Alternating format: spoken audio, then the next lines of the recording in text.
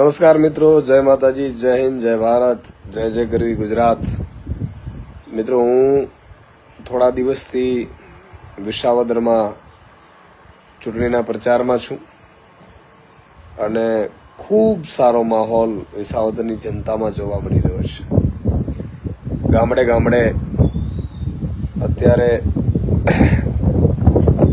એકતરફી માહોલ જોવા મળી રહ્યો છે.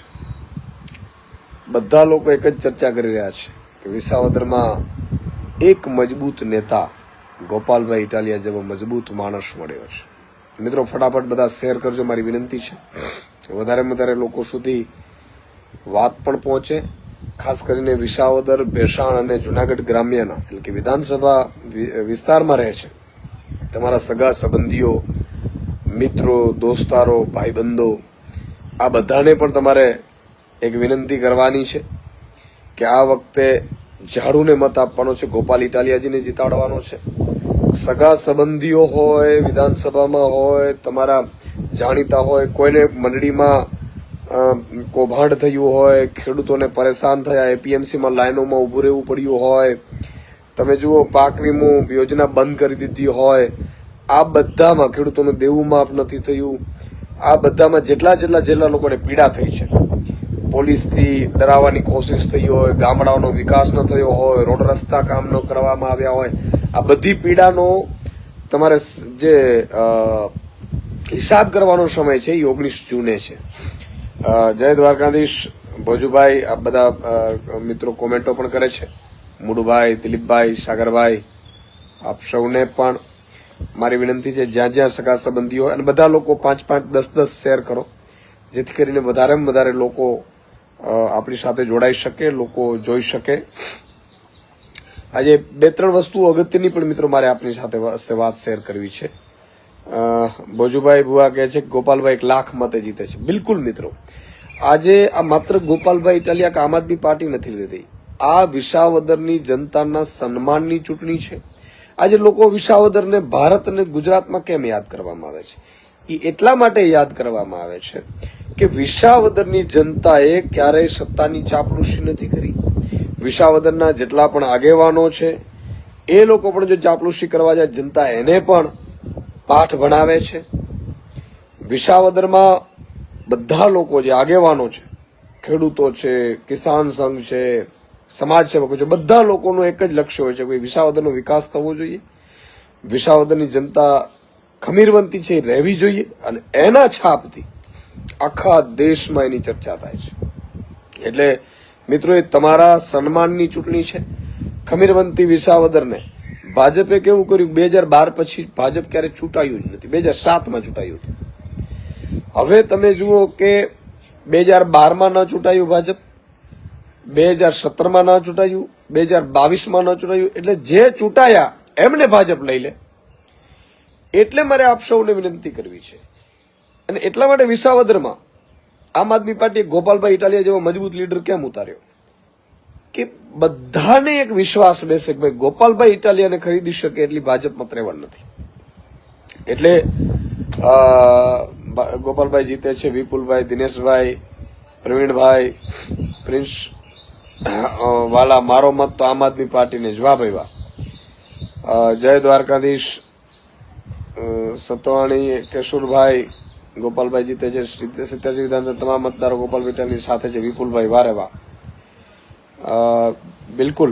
તો મિત્રો, વધારેમાં વધારે શેર કરો અને હું 2-4 મુદ્દાઓની આપની સાથે વાત કરવાનો છું. એટલા માટે થોડા આપ સૌ બધા જોડાઈ જાઓ, બધાને શેર કરીને જોડો.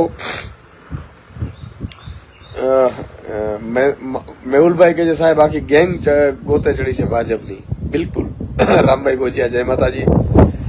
ઈવીએમમાં તો આપણે કઈ નહીં થવા દે, પણ મારું એક છે મુદ્દો મિત્રો કે ગોપાલભાઈ ઇટાલિયા વિધાનસભામાં પહોંચે તો 54 લાખ ખેડૂતોનો અવાજ બને. ગોપાલભાઈ ઇટાલિયા વિધાનસભામાં પહોંચે તો ગોપાલભાઈ મજૂરો, શ્રમિકો, માલધારીઓનો અવાજ બને. આ એકલા ગોપાલભાઈ નથી લડી રહ્યા. ગોપાલભાઈની સામે તમે વિચાર કરો, એક બાજુ ભાજપની આખી ગેંગ છે, મુખ્યમંત્રીથી લઈને મંત્રીઓથી લઈને કેન્દ્રીય મંત્રીથી લઈને કરોડો રૂપિયાની વહીવટથી લઈને ફોજ ઉતારી છે આખી. ગામડે ગામડે ધારાસભ્યોને, મંત્રીઓને, વોર્ડને ગામડા સોંપી દીધા છે.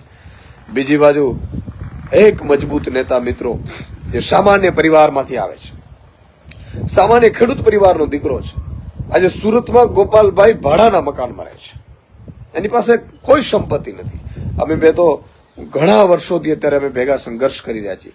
સંઘર્ષની સાથે તમારી સાથે ઉભો હશે. ગોપાલ ઇટાલિયા ક્યારેય પાછો નહીં પડે. તેની પાસે આજે 21 કેસ ચાલે છે. એ પ્રજાના હિત માટેના કેસ છે.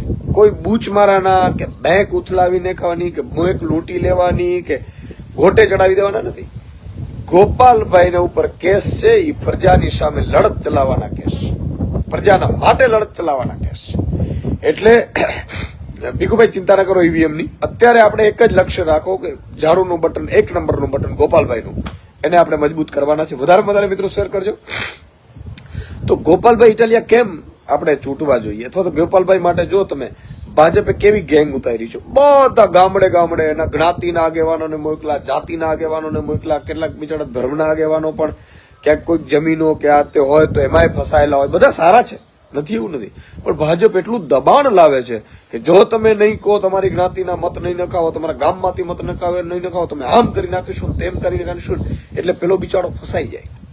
પેલાને બિચારાને જીવવું હરામ કરી નાખે. ઘણી જગ્યાએ હું જાઉં છું તો એમ કે કિશુદાનભાઈ અમે અંદરખાને તમને મળીએ છીએ, અંદરખાને મળીશું, પણ ભાજપવાળા જોઈ જશો તો ડરવાની જરૂર નથી મિત્રો. કોઈ ભાજપવાળા તમને આંગળી નહીં અડાવી શકે. અમે બેઠા છીએ. આ ભાજપવાળા પાસે રૂપિયા છે, ભાજપવાળા પાસે જીગર નથી, ભાજપવાળા પાસે સત્ય નથી, ભાજપવાળા સામે લડવાની કોઈની એ તાકાત થાય ને તો ભાજપવાળા ડરમાં બેસી જાય એમ છે, ગોખલમાં વયા જાય એમ છે.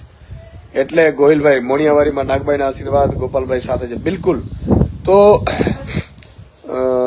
મિત્રો બધાને મારી વિનંતી છે કે તમારા વિસ્તારમાં જેટલા પણ તમે હોવ, ગામમાં, તાલુકામાં, જિલ્લામાં અથવા તો આખા ગુજરાતમાં તમારા એક પણ મિત્ર જો વિસાવદરમાં રહેતો હોય તો એને ફોન કરો.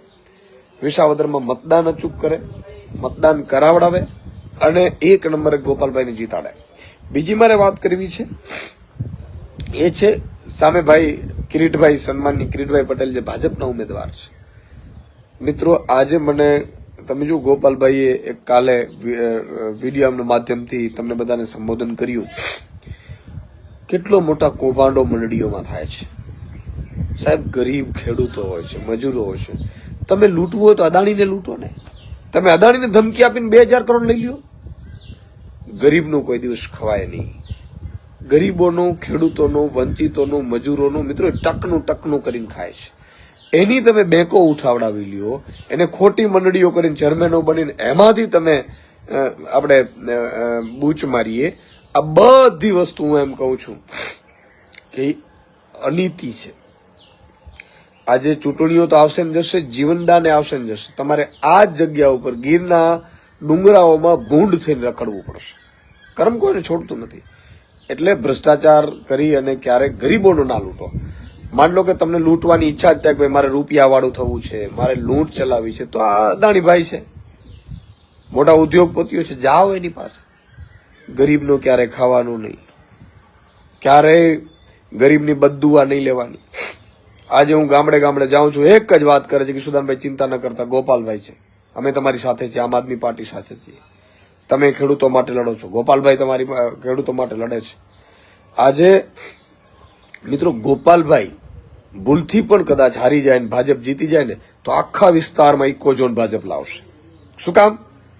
એને ખબર છે ભાઈ ઇકોઝોન લાવ્યા તો એ લોકોને ફેર નથી પડતો, આને ભાવ નથી આપતા તોય ફેર નથી પડતો, આ ખેડૂતોને દેવું માફ નથી કરતા તોય ફેર નથી પડતો, આ ખેડૂતોને આપણે પોલીસથી મારીએ છીએ તોય ફેર નથી પડતો, આ જ ખેડૂતોના દીકરાઓના પેપર ફોડીએ છીએ તોય ફેર નથી પડતો.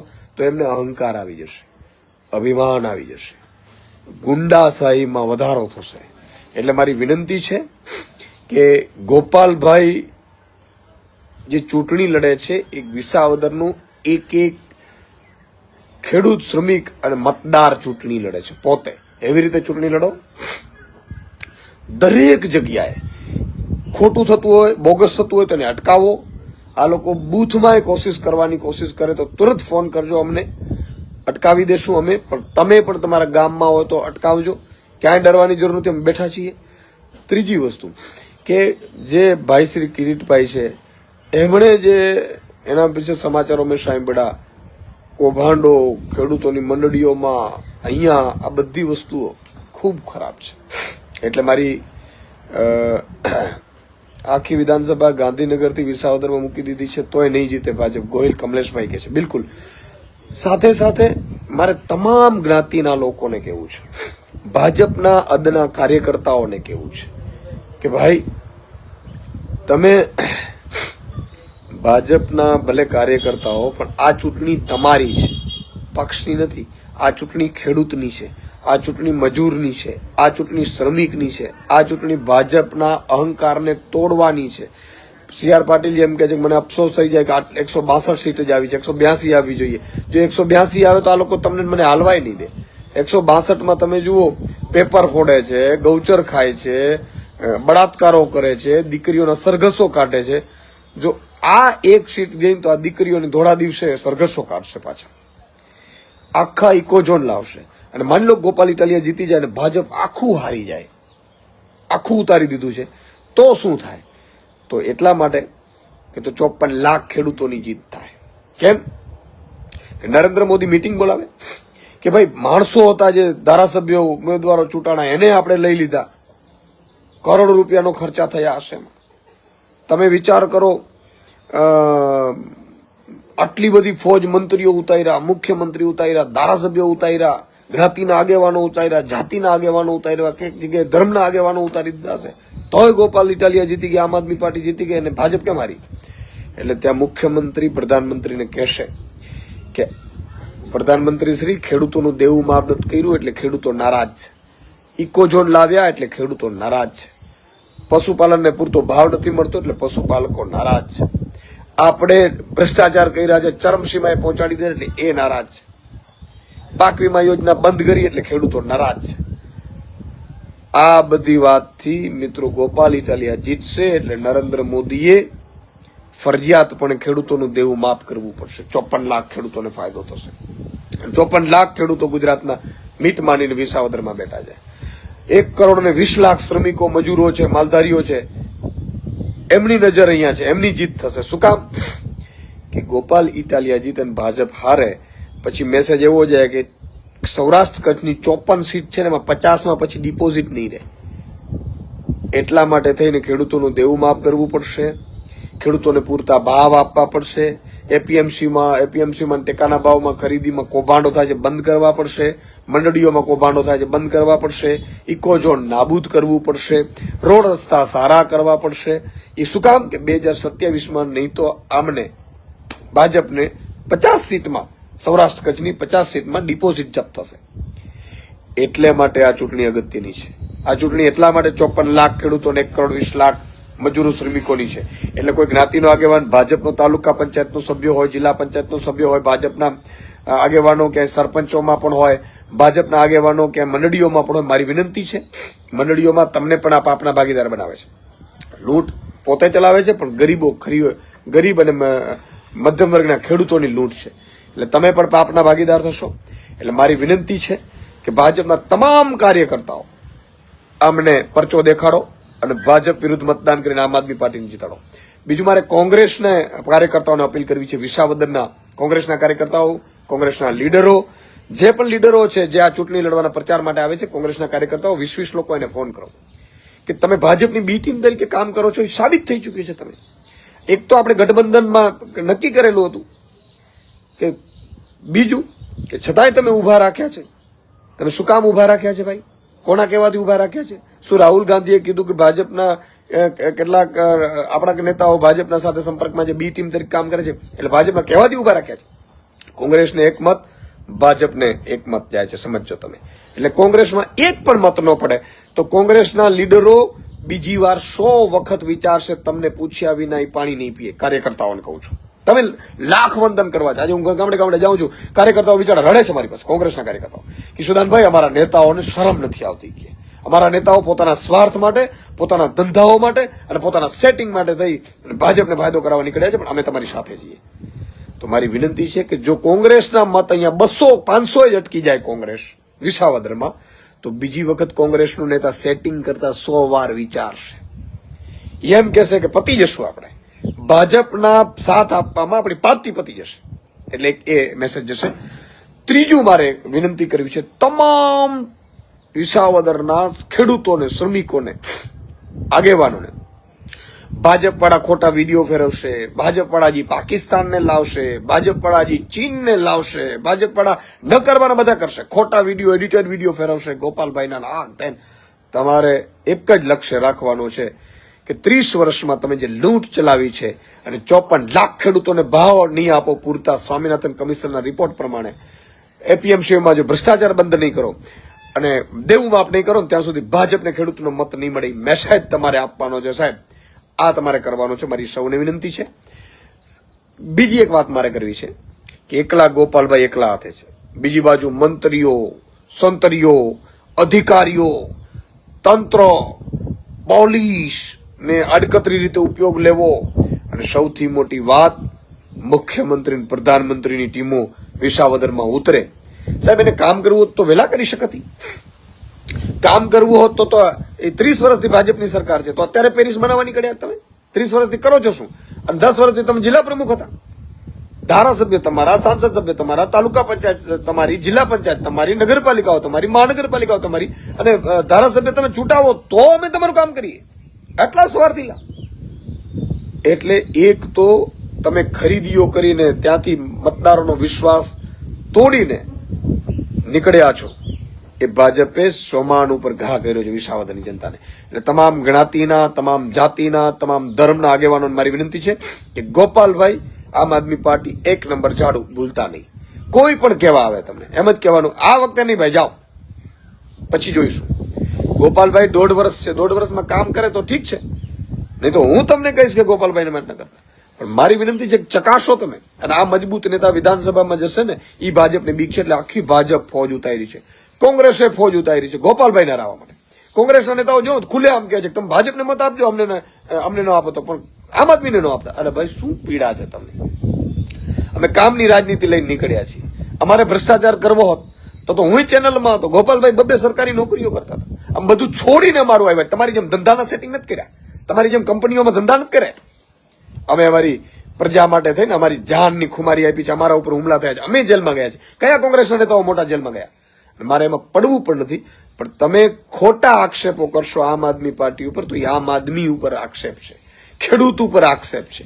આ ગુજરાતના 54 લાખ ખેડૂતોનો ઉપર તમે એના રોષ ઉપર તમે મીઠો ભભરાવો છો. એટલે કોંગ્રેસના નેતાઓ તમારે હરાવવું, ભાજપને હરાવો ને, તમે હરાવું તો જાઓ. હજી તમારી પાસે વાવની ચૂંટણી હતી, બીજી ચૂંટણીઓ હતી, ત્યારે અમારી પાસે તમે મદદ માંગી હતી અને અમે તમને આપી હતી, મદદ કરી, તોય તમે જીતી ન શક્યા.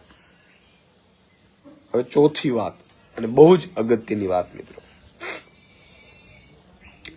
ગોપાલભાઈ ઇટાલિયા એ તમારા માટે આજીવન લડશે, તમારા માટે જેલમાં જશે. અમે જેલમાં પણ ગયા છીએ. પેપર ફૂટ્યું હતું લોકોનું, છોકરાઓનું, યુવાનોનું. અમે જેલમાં ગયા હતા. અમારી ઉપર બહેનોને, માતા બહેનોને આગળ કરીને ભાજપ પણ કેટલી નિમ્ન કક્ષાની રાજનીતિ કરી હતી કે આ છેડતી કરી, દારૂ પીને આવ્યા, આવું બધું ખેલ કર્યું હતું.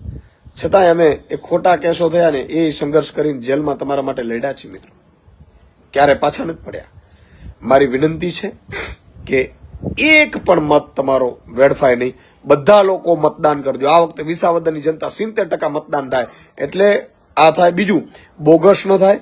કેશુબાપાને મિત્રો, કેશુબાપા વિસાવદરની જનતા માટે એક હીરો સમાન હતા. ઈ કેશુબાપાની કારકિર્દી ખતમ કરનારા ભાજપ છે.